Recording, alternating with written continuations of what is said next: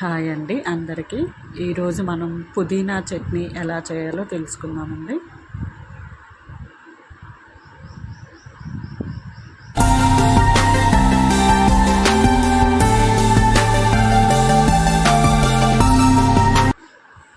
ఇక్కడ నేను కళాయి పెట్టి అందులో ఆయిల్ వేసానండి. చూడండి. తర్వాత పచ్చిమిర్చి నేను ఇక్కడ ఒక 10 పీసెస్ మాత్రమే తీసుకున్నానండి. 10-12 పీసెస్. ఇవి కొంచెం మంటగా ఉన్నాయండి, అందుకని కొన్ని మాత్రమే తీసుకున్నాను. మంట తక్కువగా ఉన్న వాళ్ళు ఇంకొంచెం ఎక్కువైనా తీసుకోవచ్చండి. తర్వాత ఇక్కడ పుదీనా తీసుకుంటున్నానండి. ఈ పుదీనాని ఎంతైనా తీసుకోవచ్చండి. ఇది వేయించుకుంటాం కాబట్టి చేదు రాదు. చూడండి, ఇక్కడ పచ్చిమిర్చితో పాటు పుదీనాని కూడా డ్రై రోస్ట్ పుదీనా డ్రై అయ్యే వరకు మనం ఇక్కడ వేయించుకుంటామండి. తర్వాత ఇక్కడ నేను టమాటా తీసుకున్నాను.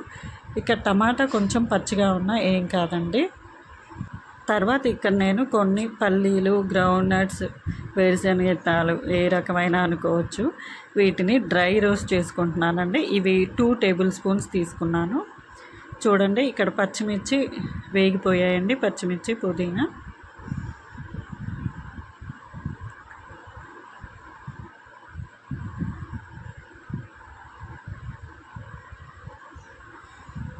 తర్వాత అదే కడాయిలో కొంచెం ఆయిల్ వేసుకొని టమాటాని మగ్గించుకోవాలండి. ఇది వేడయ్యాక టమాటా వేస్తాను. చూడండి,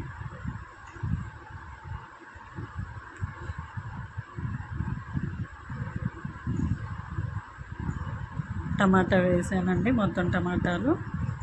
తర్వాత ఇక్కడ కొంచెం పసుపు వేస్తున్నాను.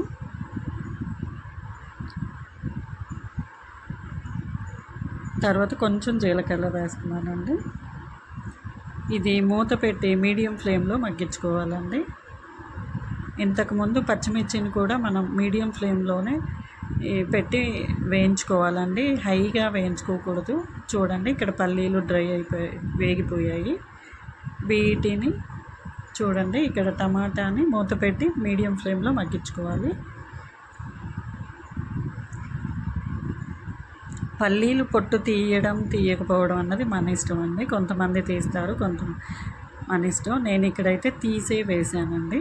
చూడండి, తీసి ఒక మిక్సీ జార్లో వేసుకొని ముందుగా దీన్ని పౌడర్ పట్టుకున్నాను. తర్వాత ఇక్కడ వెల్లుల్లి వేస్తున్నాను. ఇక్కడ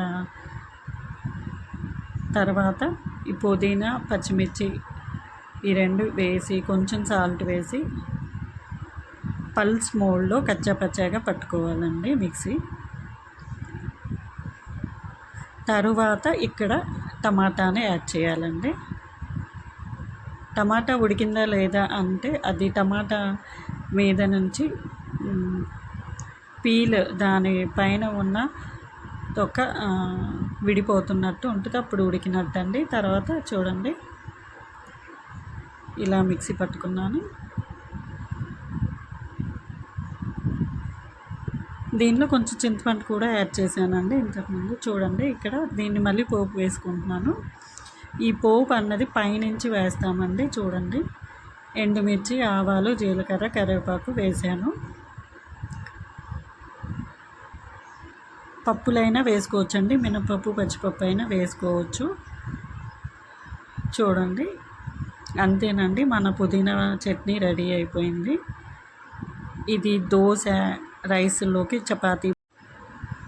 చపాతీ రైస్ వాటిలోకి చాలా బాగుంటుందండి. ఇది హెల్దీ కూడా అండి, మింట్ అన్నది.